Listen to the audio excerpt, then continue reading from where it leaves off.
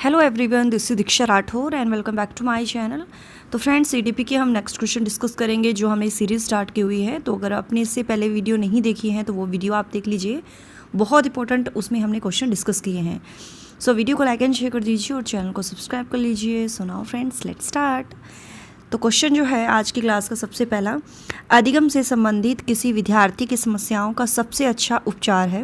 Question को ध्यान से आपको पढ़ना है, देन इसके ऑप्शंस को।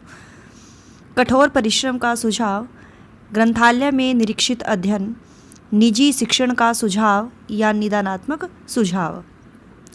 तो लर्निंग से रिलेटेड किसी विद्यार्थी की जो समस्याएं हैं उनका सबसे अच्छा उपचार है। क्या आंसर यहाँ पर सही हो जाएगा?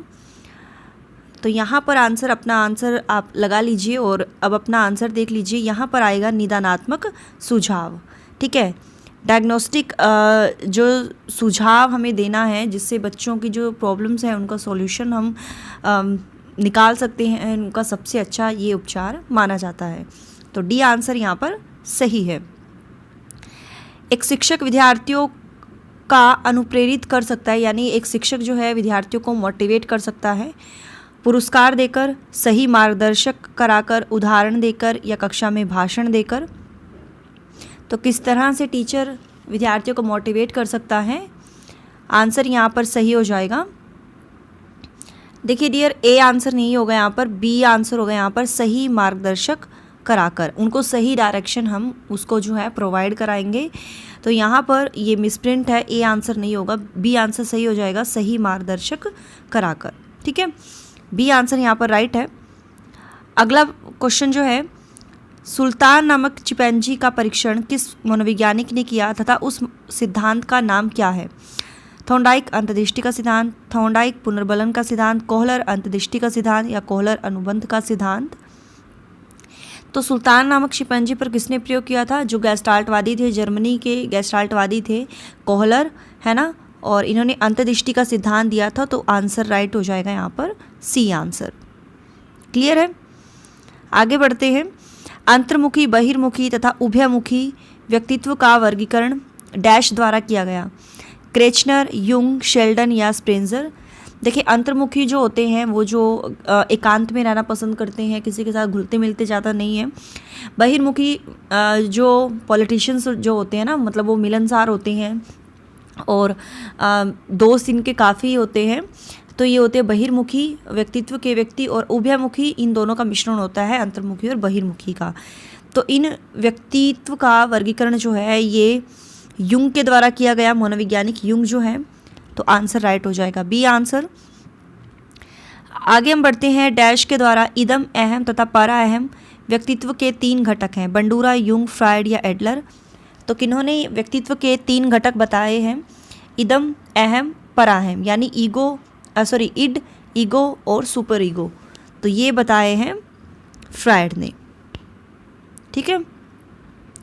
लक्ष्य निर्देशित व्यवहार में बाधा आना कहलाता है?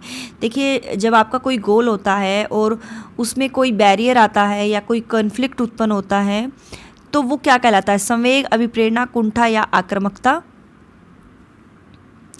तो आपके गोल में बाधा आना तो ये कुंठा कहलाती है, यानी एंजाइटी, यानी चिंता, कुंठा, भग्नाशा, ये सभी यही जो है शब्द कहलाते हैं। तो आंसर सही हो जाएगा सी आंसर। नेक्स्ट क्वेश्चन है, आधार आयु निम्न में से किसके मापन से संबंधित है? रुचि, व्यक्तित्व, बुद्धि या अवधान। 877 में आंसर राइट हो जाएगा। ये इंटेलिजेंस से रिलेटेड है, बुद्धि से रिलेटेड है। ठीक है। सीखने में पलायन आधारित है? पलायन होता है डियर भाग जाना। सकारात्मक पुनर्बलन पर, नकारात्मक पुनर्बलन पर, विलंबित पुनर्बलन पर या पुनर्बलन की निष्क्रियता पर। तो सीखने में जो पलायन है वो किस पर बेस्ड होता है? तो वो नकारात्मक, क्योंकि जब हम भाग जाते हैं स्कूल से तो वो नेगेटिव होता है ना, रिफोर्समेंट नेगेटिव होता है ना, स्कूल से भाग जाना, पलायन कर जाना। तो सीखने में पलायन आधारित है नकारात्मक पुनर्बलन पर। बी आंसर सही है। और डियर, मेरा पर्सनल चैनल है मिशन टैड, तो वो आप सब्सक्राइब कर लीजिएगा यूट्यूब पर, आपको चैनल मिल जाएगा। ठीक है। आगे हम बढ़ते हैं। प्राथमिक स्कूल की कक्षाओं के संदर्भ में सक्रिय भागीदारी से क्या मतलब है?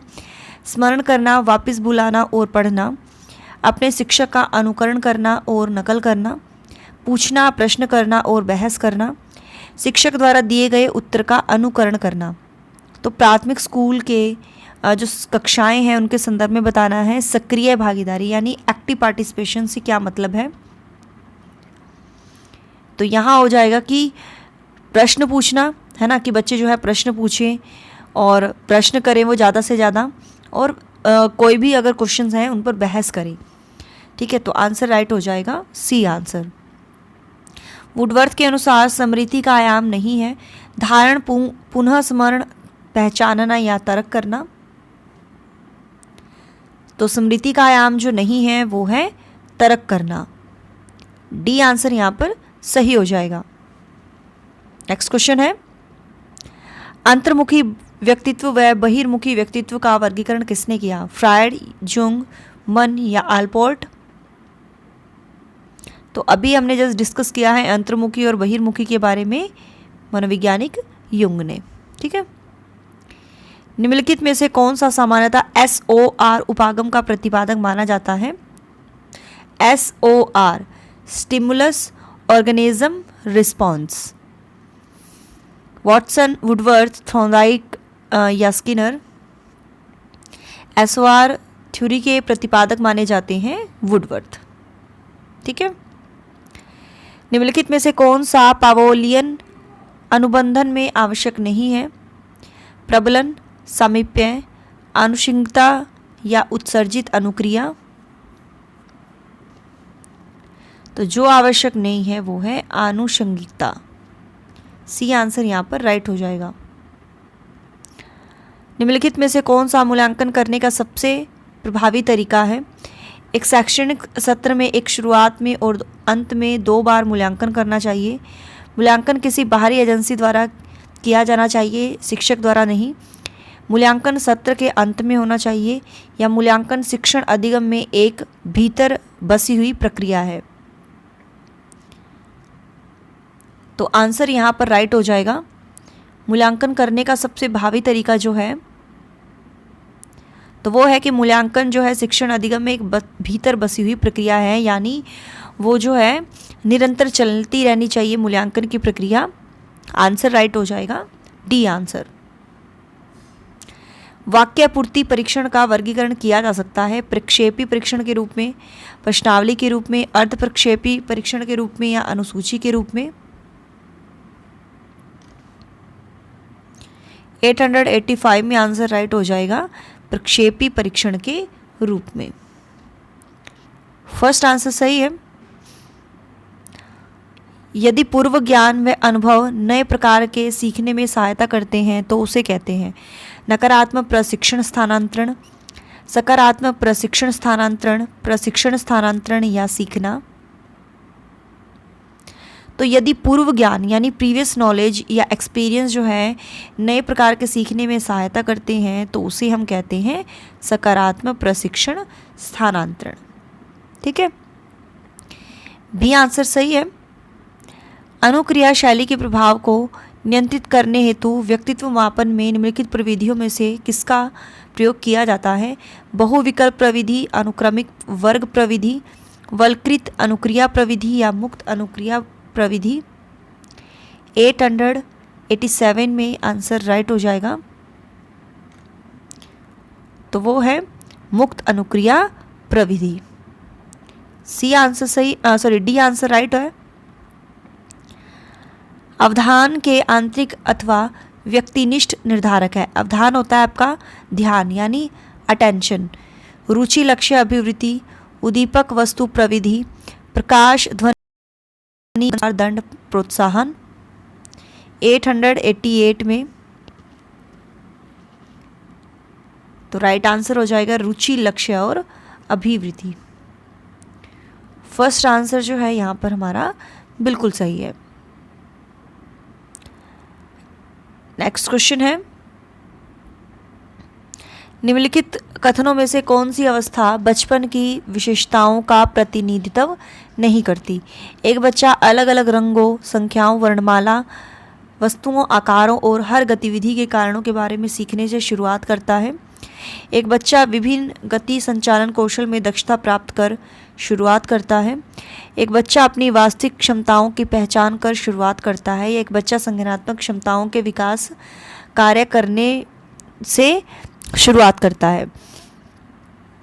तो कौन सी अवस्था बचपन की विशेषताओं का प्रतिनिधित्व नहीं करती? नेगेटिव में बताना है। तो क्या आंसर सही हो जाएगा?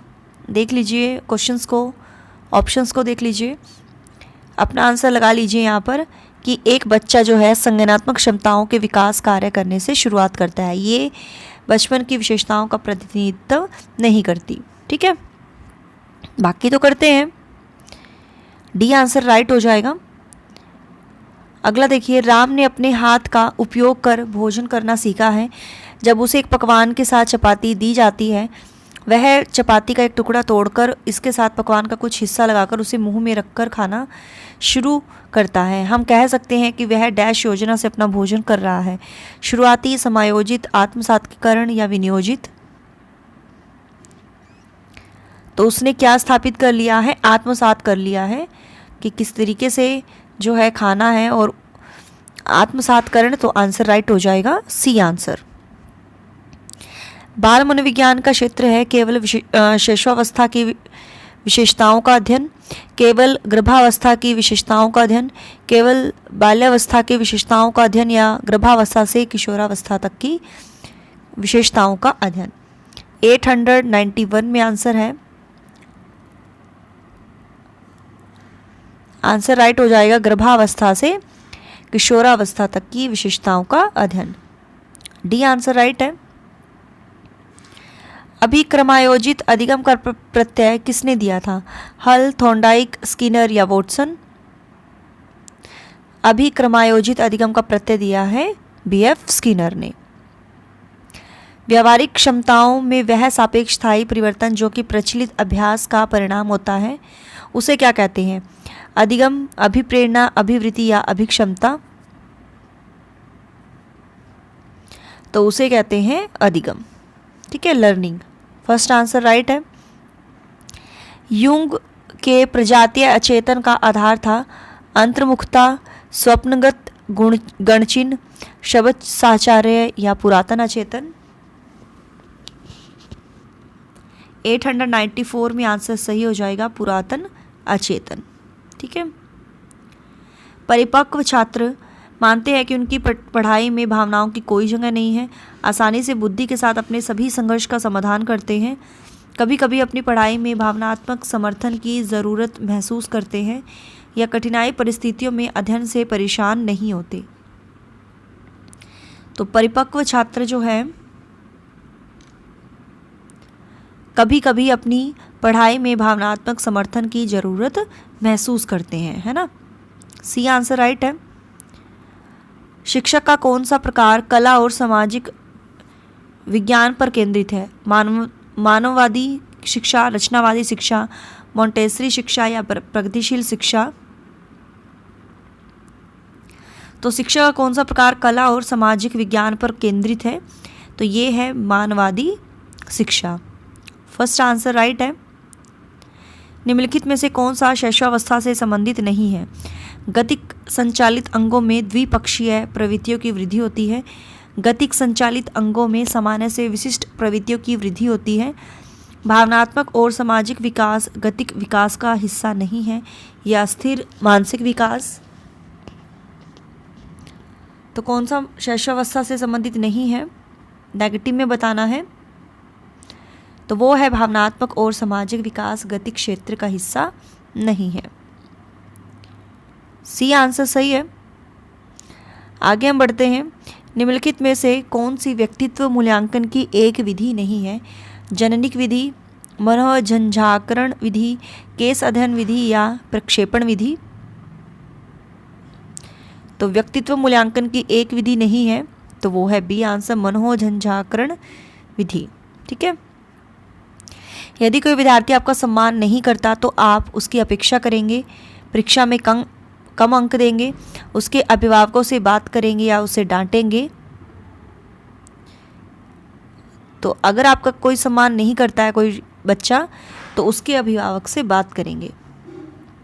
सी आंसर सही है। और आज की क्लास का लास्ट क्वेश्चन है, शिक्षण का सत्तावादी स्तर है, यानी जिसमें अथॉरिटी रहती है, जो ये सब चीज़ें कंट्रोल करता है, शिक्षक केंद्रित, छात्र केंद्रित, प्रधानाध्यापक केंद्रित या अनुभव केंद्रित। तो अथॉरिटी जो स्तर होता है वो शिक्षक केंद्रित होता है ना। तो आंसर सही हो जाएगा हमारा फर्स्ट आंसर। तो डियर यही थे आज के हमारे इंपॉर्टेंट क्वेश्चन। 30 क्वेश्चन थे, आपके कितने सही हुए हैं कमेंट में आपको ज़रूर बताना है। और ये मेरा व्हाट्सअप नंबर है, कुछ भी अगर पूछना चाहते हो तो यहाँ आप कांटेक्ट कर सकते हो। तो मिलते हैं डियर नेक्स्ट क्लास में। So thanks for watching my video, do like share and subscribe my YouTube channel. Till then bye bye, रब राखा, जय भोलेनाथ।